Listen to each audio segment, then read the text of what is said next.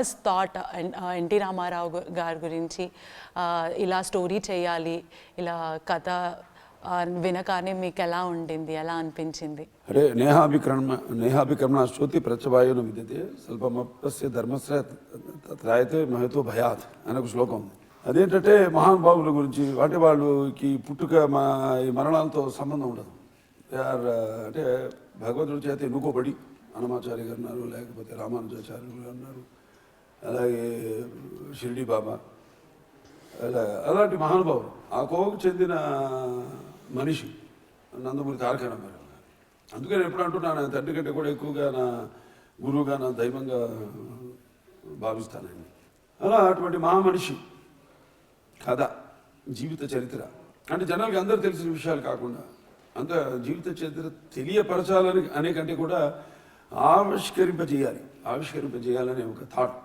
అంటే ఆయన వ్యక్తిత్వం, ఆయన పట్టుదల, ఆయన ఆవేశం, ఆయన క్రమశిక్షణ, ఇవన్నీ కూడా భావి తరాలు కూడా. ఎందుకంటే ఇప్పుడు ఈ దైనందిన కార్యకలాపాల్లో పడిపోయి ఎలాగైతే గతాన్ని మన భావి తరం దాన్ని నిర్లక్ష్యం చేస్తుందో, దాన్ని ఎలా అవి మరుగున పడిపోతుందో దాన్ని మళ్ళీ వెలుగులోకి తీసుకురావాలి అన్న ఒక ధ్యేయంతో మరి ఆ భగవంతుడే పలికించాడు అనుకుంటాను నా చేత. ఇప్పుడు నెమ్మకూరులో నేను మా అల్లుడు నారా లోకేష్ దత్త తీసుకున్నాడు.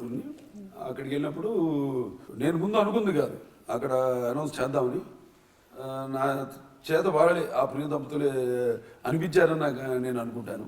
అప్పుడు అక్కడ ప్రైమరీ హెల్త్ కేర్ అప్గ్రేడేషన్కి వెళ్ళాము నెమ్మకూరుకి. వెళ్ళినప్పుడు అప్పుడు నేను ఫస్ట్ అనౌన్స్ చేయడం జరిగింది. సో భావితరాలకు ఎన్టీ రామారావు గారు అలా నిలిచిపోవాలి అన్న ఉద్దేశంతో, అన్న లక్ష్యంతో ఈ సినిమాని ఏ పండుగలు వచ్చినా ఇంట్లో కూడా ఫస్ట్ ఆయన మూవీయే కనిపిస్తుంది. సో అలా పిక్చర్ అందరికీ ఉండిపోయింది. మా డికేడ్ అనే కాదు, అందరికీ, తెలుగు వాళ్ళందరికీ. అంటే నేను చెప్పేది ఒక ఆయన నటుడుగానే కాదు, నటుడుగా చూసుకుంటే సరే ఇక ఆయనే సాటి. ఆయన గురించి మాట్లాడడం అంటే సూర్యుడిని వేలుతో చూపించినట్టు అవుతుంది. ఒక నటుడుగానే కాదు అటు. అంటే నేను ఆయన రాజకీయ నాయకుడు అని ఎప్పుడు ఆయన అనను. Is a statesmen. అంటే ఏ జనమైతే ఆయన అందరాలను ఎక్కించారు, ఆ స్థాయికి ఆయన తీసుకొచ్చారు, వాళ్ళకి తిరిగి ఎలా రుణం, ఆయన ఎప్పుడు రుణం ఉంచుకునేవారు కాదు ఏ విషయంలో అయినా. మన వాళ్ళు అంటారు ఏదో శత్రు రుణం, రుణశేషం, శత్రుశేషం, అగ్నిశేషం ఉంచకూడదని.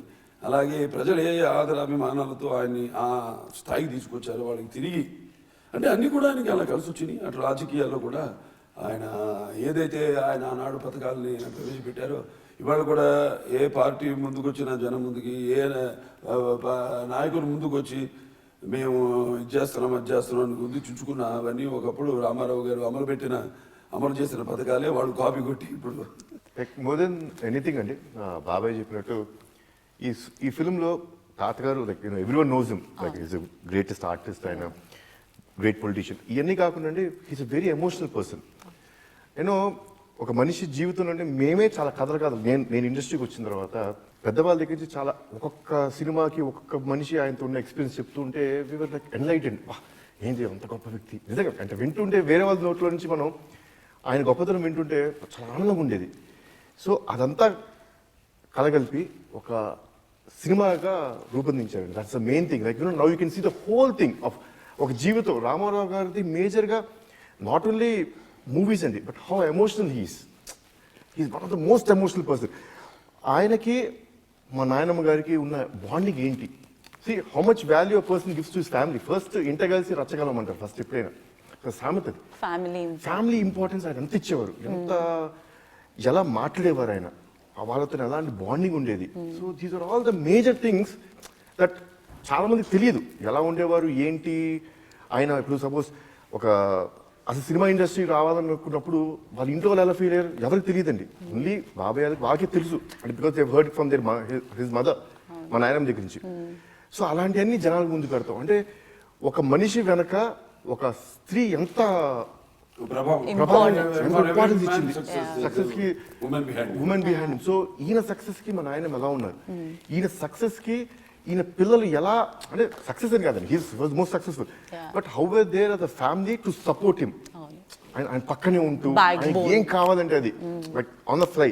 ఇప్పుడు చెప్తుంటారు ఒక సినిమాకి వెళ్తుంటే నాకు ఏనుగు కావాలన్నారంట, అడవి రాముడు సినిమాకి నాకు ఏదో షూటింగ్ చేస్తూ నాకు ఏనుగు కావాలన్నారు, దాని వేసుకోకండి సారీ అంటే మా నాన్నగారు వీళ్ళందరూ ఏనుగు కావాలి ఆయన చేయాలి ఏనుగు తీసుకొచ్చేది మనం బట్ అడిగారు తేవాలి ఒక షార్ట్ లోపు తీసుకుని వాళ్ళు నడుచుకుంటూ వెళ్తుంటే సడన్లీ దేవర్ ఒక సర్కస్ వాళ్ళు వెళ్తున్నారండి, ఏనుగు తీసుకెళ్తారు, అరే బాబు ఏనుగు కనిపిందిరా తీసుకొస్తాం అంటే అన్ని రకాల కలిసి అంటే ఆ మనిషి యొక్క ఈ సినిమా కూడా అంటే యాక్చువల్గా పుణ్య దంపతులు వాళ్ళ దీవెను వాళ్ళ దుస్వరూపంలో నేను సాధకన్నప్పుడు కూడా చెప్పాను, అవును అంత త్వరగతిని పూర్తి చేయడం సినిమా అంత పెద్ద సినిమాని మరి అన్ని కూడా అన్ని అదృశ్య రూపాలు అన్ని అలా కలిసి వచ్చినాయి ఆ సినిమాకి. ఈ సినిమా కూడా అలాగే అన్ని మేము ఒక ఫ్లైట్ కావాలనుకో ఎయిర్ ఇండియా ఉంటే బాగుండేది, ఎప్పుడు ఆయన అమెరికా తిరిగి వస్తున్నారు కదా అంటే ఇక్కడ హైదరాబాద్ హ్యాంగర్ లో ఒకే ఒక ఎయిర్ ఇండియా ఫ్లైట్ ఉంది, ఆ ఫ్లైట్ ఇక్కడ ఉండాల్సింది కాదండి, అది ఎక్కడో ఢిల్లీలో ఎక్కడో ఉండాలి, మా కోసం సినిమా కోసం అన్నట్టు హ్యాంగర్ లో ఉంది. వెంటనే మేము పర్మిషన్స్ కి అప్లై చేసాం, ఇచ్చారు ఇమ్మీడియట్ గా అన్ని అన్ని ఫెల్ ఇన్ ప్లేసెస్ మాట అన్ని. If you like the video, please like us and subscribe Tollywood Nagar.